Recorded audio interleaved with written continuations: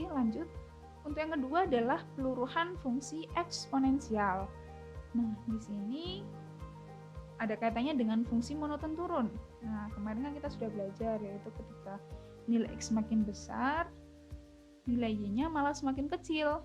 Atau bisa kita tulis X1 kurang dari X2, maka Fx1 lebih dari Fx2. Atau kesimpulannya, jika Fx sama dengan A pangkat X, di mana A itu lebih dari 0 dan kurang dari 1, maka fungsi tersebut monoton turun.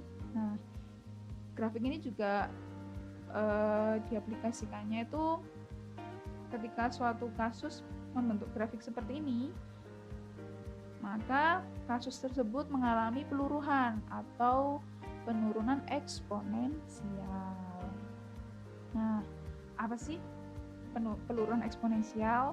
Jadi peluruhan eksponensial itu adalah suatu keadaan di mana kuantitas tertentu menurun dengan cepat seiring berjalannya waktu. Hal tersebut terjadi kuantitas pada saat tertentu merupakan hasil kali dari kuantitas sebelumnya. Jadi konsepnya hampir sama seperti yang pertumbuhan tadi.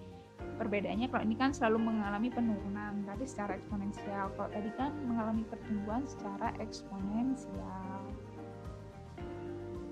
Nah, untuk contoh peluruhan dalam kehidupan sehari-hari, itu yang pertama intensitas cahaya, lalu harga jual barang, khususnya barang elektronik, lalu ukuran bahan radioaktif.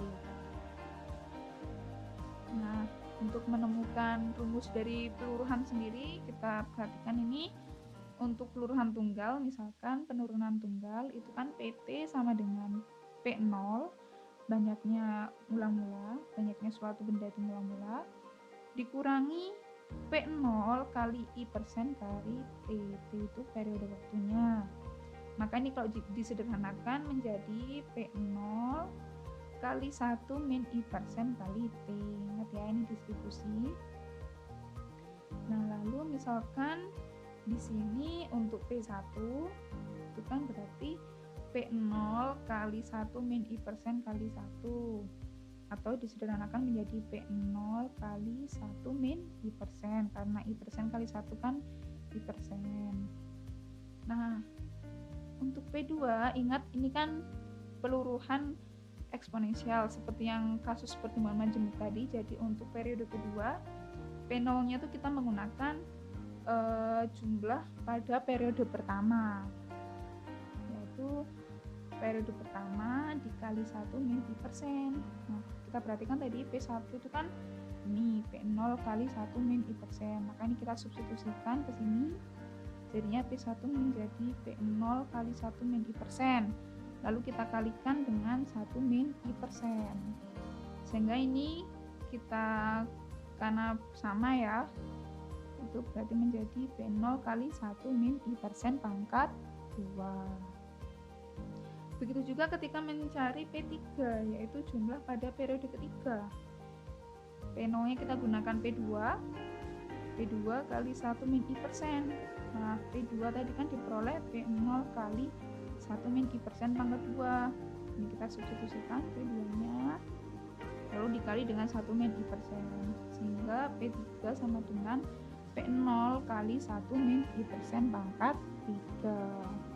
Nah, dari beberapa contoh ini kita dapat menyimpulkan bahwa ketika P ke T, jumlah waktu ke T itu sama dengan P0 kali 1 min T min I kuadrat 1 min I persen dipangkatkan T. Maka rumus untuk peluruhan eksponensial secara umum adalah PT sama dengan P0 kali 1 min I persen pangkat T, di mana PT itu jumlah setelah periode waktu ke T, P0 itu mula-mula, I itu persentase atau laju setiap periode, dan T itu lamanya periode. Jadi ingat, sama seperti pertumbuhan tadi, antara T dengan presentasenya itu harus sama satuan waktunya. Nah, untuk contoh yang pertama, ini adalah contoh yang amat sangat dekat dengan kehidupan kita, yaitu mengenai penjualan gawai. Nah, pasti kita semua udah memiliki gawai kan ya. Nah, di sini Bejo seorang pedagang gawai sejak tahun 2009. Ia melihat peluang penjualan gawai karena perkembangan teknologi yang begitu pesat. Namun, pesatnya perkembangan teknologi juga mengakibatkan penurunan harga gawai dari tahun ke tahun. Sebagai contoh, Bejo menjual iPhone 5s 64GB pada akhir tahun 2013 itu dengan harga 9 juta. Namun karena setiap 6 bulan harga mengalami penurunan sebesar 5%, maka harga jual iPhone baru 5s 64GB tersebut sekarang adalah jadi gini, seperti yang kita tahu, setiap tahun kan perusahaan-perusahaan gawai itu kan mengeluarkan teknologi terbaru, jenis terbaru. Sehingga jika ada teknologi baru yang dikenalkan, maka teknologi yang sebelumnya harganya akan turun karena kalah dengan harga yang terbaru tadi. Nah, inilah kasus yang dialami oleh Bejo.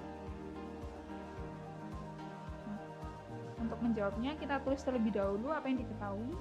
Yaitu yang pertama, harga mula-mulanya itu kan 9 juta, yaitu P0 sama dengan 9 juta. Lalu presentasenya itu 5%, 0,05 per 6 bulan, berarti kan 1 tahun 2 periode. Maka kalau dari tahun 2013 menuju tahun 2020 itu kan ada mohon maaf, ini akhir tahun 2012 ya. Pada akhir tahun 2012 itu ke 2020 itu kan 8 tahun. Kalau 8 tahun maka ada 16 periode, bukan? Nah, sehingga yang ditanya adalah P16. Ini P16. Maka P16 itu sama dengan 9 juta dikali 1 min 0,05 pangkat 16. Maka kita hitung, diperolehlah 3.961.400. Jadi harga jual iPhone baru 5s 64GB sekarang pada tahun 2020 adalah 3.961.000. Nah, cukup jauh ya dari 9 juta menuju ke 3.900.000. Nah, untuk contoh yang kedua, suatu bahan radioaktif yang semula berukuran 125 gram mengalami reaksi kimia sehingga menyusul sebesar 12% dari ukuran sebelumnya setiap 12 jam.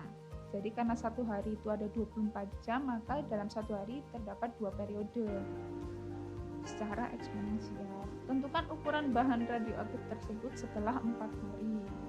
Sama seperti tadi, kita tulis dulu apa yang diketahui. P0-nya jumlah mula-mulanya 125, lalu presentasinya itu 0,12. Kemudian periodenya T-nya itu kan 4 hari. 4 hari berarti ada 8 periode ya. Kan satu hari 2 periode. Berarti kalau 4 hari ada 8 periode. Lalu yang ditanyakan adalah P8.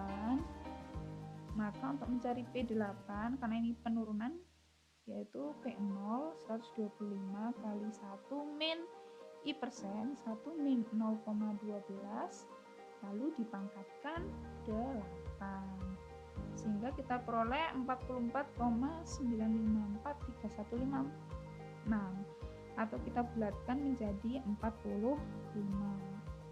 Jadi ukuran bahan radioaktif tersebut setelah 4 hari adalah 45